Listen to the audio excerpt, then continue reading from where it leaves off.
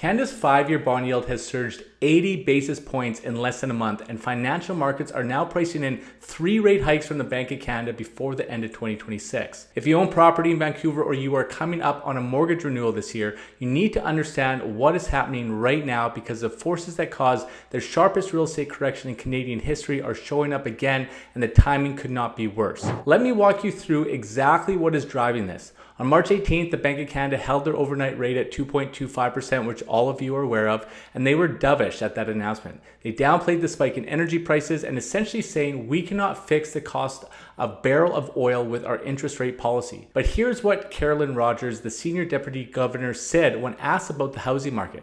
She said, and I want you to really listen to this, that house prices need to come down so that housing is more affordable. She said there is not really a path to affordability, particularly in some of our biggest centers, without house pricing correcting. That is something you rarely hear from a central banker. They said the quiet part out loud. Governments and central banks almost never explicitly say that house prices need to fall. It is always about making housing more affordable while also protecting people's equity, which is of course a contradiction. So the fact that the Bank of Canada is now on record saying prices need to keep correcting tells you a lot about where they see this market heading.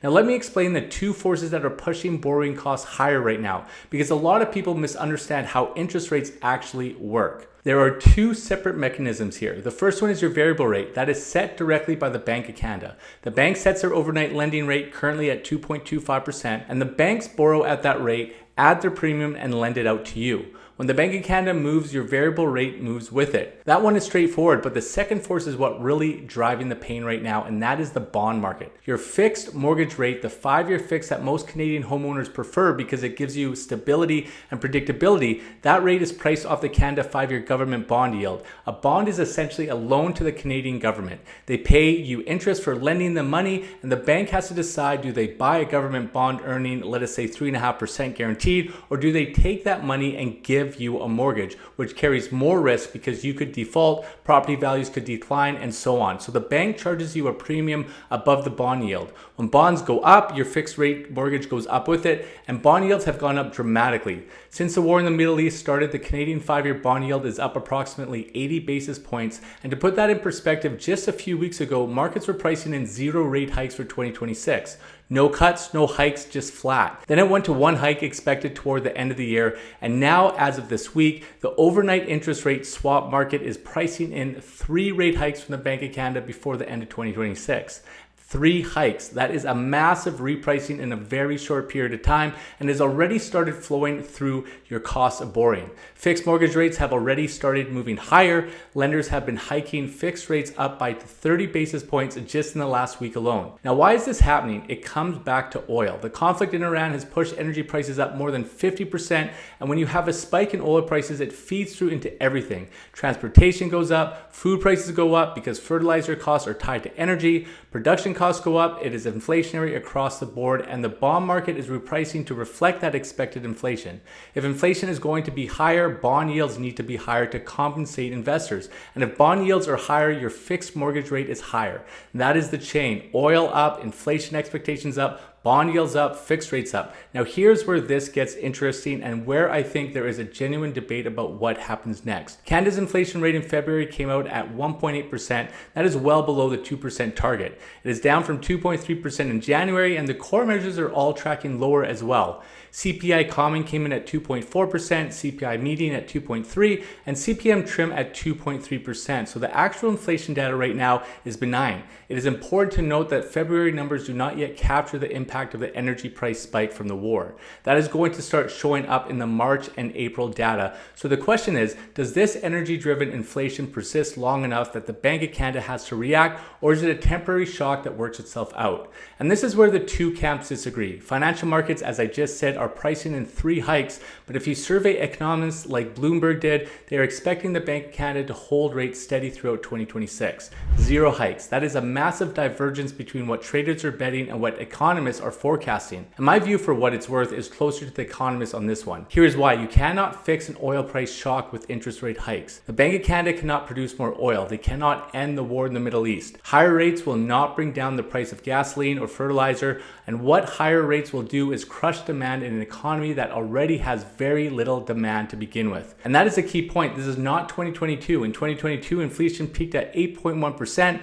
The economy was overheating. There was too much demand. Everyone was flush with money from the government stimulus, and the Bank of Canada raised rates to cool demand, and it worked. But it also triggered the sharpest housing correction in decades. Today is fundamentally different. Inflation is at 1.8%, not 8%, and consumer demand is weak, not strong. Canada's population is not growing by 1.2 million a year like it was during COVID, and it's actually contracting. For the first time in the history of this country, Canada's population has declined on an annual basis. Statistics Canada reported that as of January 1st, 2026, the population stood at 41.47 million, a decrease of 102,000 from the year before. That has never happened. We have lost over 470,000 non-permanent residences since October 24, and the number went from 3.15 million to 2.68 million. That is an enormous outflow, and you can see that population decline showing up directly in the housing market. Here in Vancouver, the vacancy rate on purpose-built rentals has hit 3.7%, and that is the highest level since 1988, a 38-year high. Average apartment rents in Vancouver are at $2,630 a month, down 9.2% year over year, and they are now 16.5% where they were in January of 2023. Vancouver has posted 26 consecutive months of annual rent declines. That is not a market with excess demand. This is a market that has a lot of significant chunk of its demand base because the people who were driving it, temporary workers and international students, are leaving. The labor market is soft. Unemployment is at 6.7% as of February, and employment gains from the fourth quarter of 2025 were largely reversed in the first 2 months of 2026. Youth unemployment is at a 35-year high. Businesses across Canada are struggling. Restaurants, car dealerships, retailer, it doesn't matter. There is no excess demand here for the Bank of Canada to cool. So if they raise rates, all they are doing is making borrowing more expensive in an economy that is already grinding lower. And the housing market, which is already one of the weakest in decades, takes another hit at exactly the wrong time. And the timing matters here because 2026 is officially the largest year on record for mortgage renewals in Canada. Over 1 million mortgages are coming up for renewal this year. A huge portion of those were locked in at historic low rates, some below 2% back in 2021, and those homeowners are now facing a potential payment shock of 15 to 20% even at current rates. If fixed rates continue to climb because bond yields keep pushing higher, that payment shock gets worse.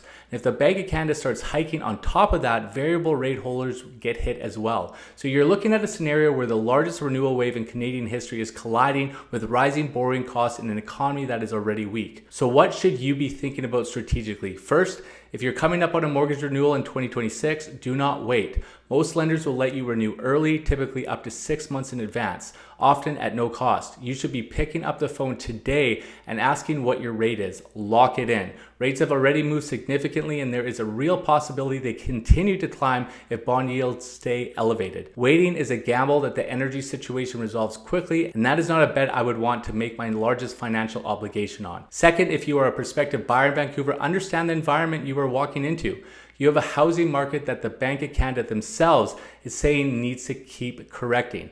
You have borrowing costs that are moving against you. You have population outflows that are suppressing demand, and you have a massive wave of renewals that could put additional inventory onto the market if homeowners cannot absorb the payment shock. That does not mean you should not buy. It means you need to be extremely deliberate about what you buy, what you pay, and how you structure your financing. The margin for error right now is very thin.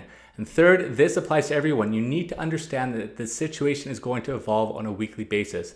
The direction of energy prices, the duration of the conflict, and the Bank of Canada's response are all in flux. What is true this week may not be true next month. The Bank of Canada's next rate announcement is on April 16th. That is the one to watch, and by then we will have the March inflation data, which will be the first reading that captures the full impact of the energy price spike. If that number comes in hot, the rate hike conversation becomes very real. If it stays contained, markets may start to reprice back towards the hold scenario. Either way, that April announcement is going to be one of the most consequential rate decisions in years for the housing market. I will break down the April data the same way when it comes out, and this is a rapidly evolving situation, and the decisions you make over the next 60 to 90 days on renewals, on purchases, and on exposure to this market are going to matter. I want to make sure you have the data to make those decisions. Thanks for watching.